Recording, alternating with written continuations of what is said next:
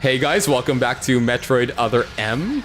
I guess we'll pick up from where we left off last time in terms of discussion. Yeah. So you had brought up this thing about this review, and it's weird because I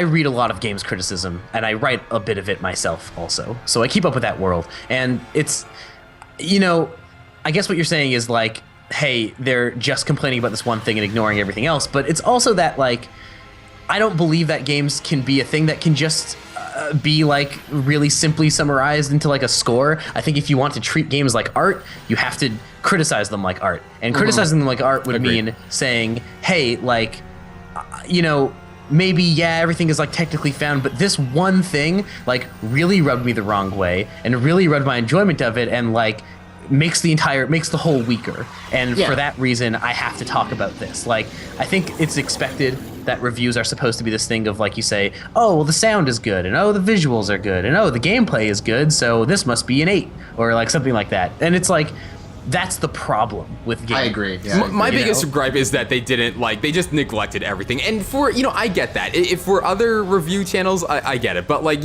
for a channel like XPlay that was, that we're used to a certain format of giving a holistic view on, gameplay mechanics, sound design, level design, etc. Like it was really just left field. And I almost think that's the thing, right? Like that gives you criticism that is just about checking off checkboxes. Yeah, but it doesn't really give you any insight into the game. I mean, we're talking about people, like what you want from art criticism, and I think good criticism treats games as art, and I think that has a lot of like lofty expectations that need to be met. And one of those things that has to be met is like the idea of like having an actual perspective on a game and it not being like a sort of a sort of like common denominator sort of thing, or of it being, or of you talking about like what the game's sort of philosophy is hitting you, what its like themes are. And a lot of games don't even have those. Like a lot of games don't have themes or philosophies at all, or if they do, they don't intentionally do them. But it's like, you have to start talking about games the way you'd be talking about books, and less about like, because like there are so many games that come out, like especially right now, that are like AAA games that are, they tick off those checkboxes, but they're like super hollow and like not interesting, and nothing's really going on in there. And I'm like, I'm not, they tick those checkboxes, but I don't have to give that game a good score because they tick off those checkboxes. In fact, I would argue you don't have to give game scores. No. That's just me. But for like for a person who's never like picked up the game before, when I go to like a channel like that, I'm expecting to find out, how does this game control? Like, does it have a great story, but the controls aren't that, tight, or, vice versa? But that was just an observation I made. I guess, it was to a be bit honest, of a like surprise. when it comes to that though, the reason why I'm not really gonna harp on XPlay for doing that is because, like I was saying before, like the other we had to stop the recording for the other part, was that they tied so much of the gameplay to her character, to the point where you could not ignore it. And the part where they restrict all her weapons for no good reason, it makes it impossible to ignore, especially from a gameplay perspective, because that limits everything, and it kills you, and it screws you over at the end because it doesn't tell you what you're allowed to use. I agree, and there are points when it's like you're like, I think it's with the Various suit, like you're literally burning in lava, and you can't use the Various suit until Adam authorizes it. Yeah, like, and the thing, and she's not even your officer. But the thing is though, like, the game deserved that. It deserved that little rant because that you were talking about, just because like they put Samus's character at the forefront of that game and absolutely nothing else. Yeah. So I mean, if that is going to be their star of the focus of this entire game, then we're going to have to talk about it. We're going to have to criticize it, and we're going to crucify the game because it was terrible for that reason, and because like I said, they tied it so deeply into the gameplay, how stupid it was and how bad it was. You can't get away from that. I think that's a really good point, and also it's important to note that like Samus is a character. This is sort of going against the point that I made in the first episode, but hey, that's how rhetoric works. Samus as a character almost, I think, is one of those, is a highlight in a sea of like characters or in a medium that does not have a lot of like sort of aspirational, almost like wish fulfillment type characters for women. And like that Samus's power as a character almost came from her silentness, and like how she was an empty vessel, and characters could or like people playing those games could put themselves on her as a character and just say like, yo, look at this girl, she's a woman and she's wicked and awesome and badass and whatever. And so Other M being sort of this first moment of actually getting some real character from her, and it being this is like part of the major disappointment in it, right? Well, I mean, like, you know, the thing is, we got some character from her in other games. It was very, very subtle through her Very actions, light, but also yeah. there was times where she either spoke or had text or had a visual reaction. Like, I mean, if you played Metroid Fusion, like Adam here, I mean, like there's an AI based off him that she reacts to in Metroid Fusion. Spoiler alert! But I mean, like, you know, that says, okay, maybe this one person is important to her, but I mean, not in the way that like this, because they already told us what Adam was. Yeah, I guess it's also that like, and a lot of people are disappointed because their vision of Adam it was like completely tainted after this game. Basically. And it ruins their, you know, their experience with Metroid Fusion in the future. So can we talk a little bit just sort of well, okay. One other thing I wanted to bring up is that, like what you just said, Jordan, like there are actually points where you can infer some things about her character. Like there are points in Metroid Fusion where it's like she is very obviously like hiding or running away.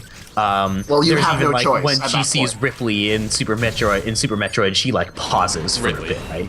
Yeah. So there are these moments, and you're right about that, and maybe I was a little too dismissive. yeah, like she about that. pauses, but you know, she doesn't like let it rattle her. She just pretty Totally. much no, she completely blinks destroys it. and then It's this destroys thing the of it's this thing of like, okay, I have to stop, take stock of the situation, and then Yeah. oh right, it's business time kind of thing, right? Yeah, and that says that she's analytical. It's like, okay, cool. Yeah, So, but I mean, you get to the point where Ridley shows up, and we'll probably get to that spoiler. But she basically like turned into a baby in post-traumatic stress disorder. I'm like, you've killed him like 50 times already. She literally turns into a baby because of the flashback sequence that they do, and it's yeah. And you know, again, cinematically, I think it's a great choice, but it's not a great choice for Samus. And again, it just makes her character feel I like when I'm playing this game. I actually don't feel like the character they talk about in the cutscenes, Samus, as the character that I'm physically playing in the game. I'm like, I don't believe this is the same person because she doesn't seem like she's this badass in the cutscenes.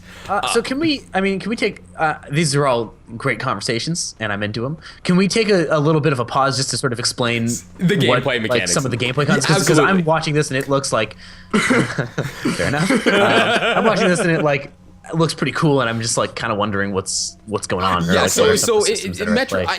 in terms of the gameplay, so the biggest gimmick for Other M is that you could switch between third-person mode and first-person mode, and you use exclusively the Wii mode. And a quick side note, I found this game much more responsive in terms of the controls using the Wii Mode Plus, as opposed to the regular Wii Mode, which gave me a Are lot you of actually grief. using the motion controls on it? Yeah, when you're yeah. doing first-person mode, yeah. But when you're in first-person mode, you cannot move. Like, you're stationary. So you're sort of like, shit out of luck if you're being surrounded by enemies. But it So also basically, forces it's like you to think switch of modes. like first-person mode as Metroid Prime, except you can't move, Okay, I got it. and that's the only way you can use missiles. I mean, too. it's there to be. So, is there a way to like lock onto things when without doing that? or- Samus automatically locks on in third-person mode, which works most of the time. I feel like sometimes it gets a little finicky, but it gets the job done. In first-person mode, you're in complete control of what you're aiming and shooting at. You Yeah. can't I'm really switch digging buttons like in the third person. speed of this. Like just like she's booking it all the time. I kind of like that. Yeah, Samus is. Yeah, I think the controls of Other M are just fine. And honestly, I'm so glad that Star Fox Zero is implementing first person mode, so to speak, on like the gamepad, and like the third person mode of the R Wing on your television screen. And I'd imagine you'd be able to switch between the two. But I feel like not having a Metroid game on the Wii U console is such a missed opportunity because you could do know. exactly that. Like it'd be Other M mechanics on crack.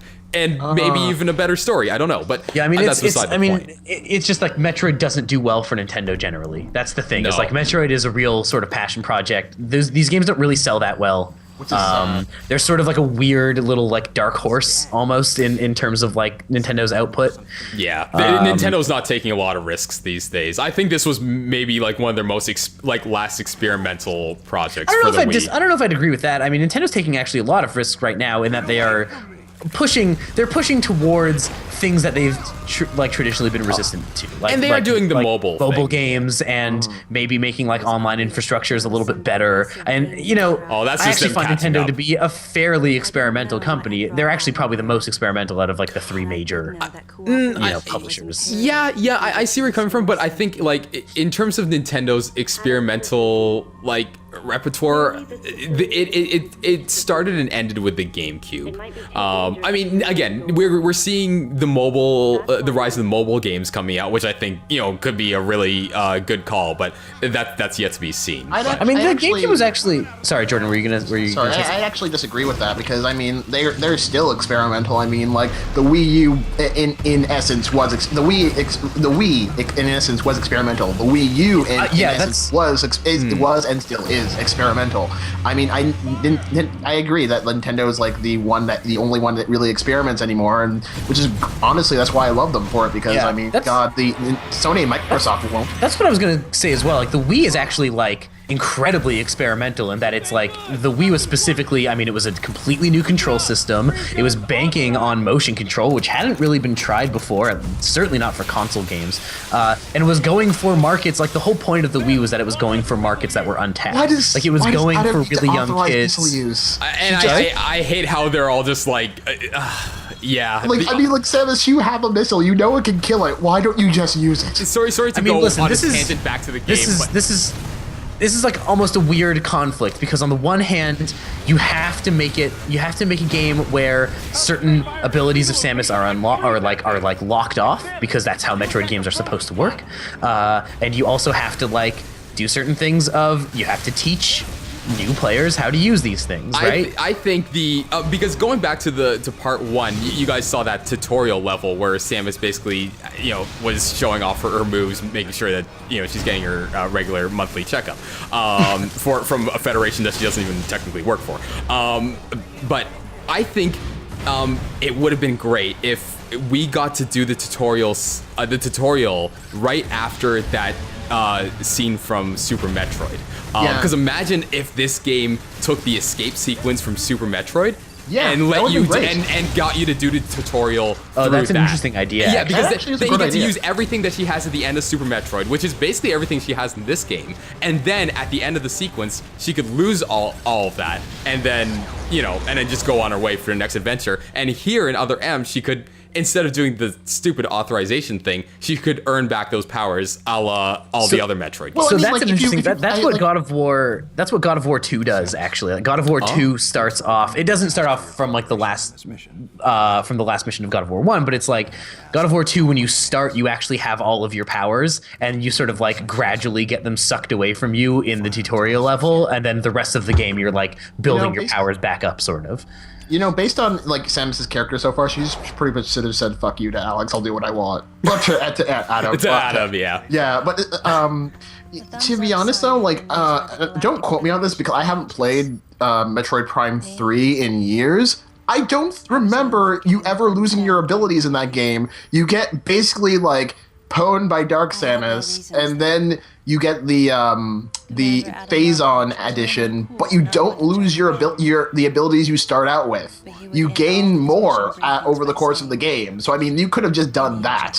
Good point. I don't remember either, but yeah, I do remember the add-on of Phazon, and it's like the Phazon sort of building off your already previous moveset. You know what? I think they didn't take all of them away.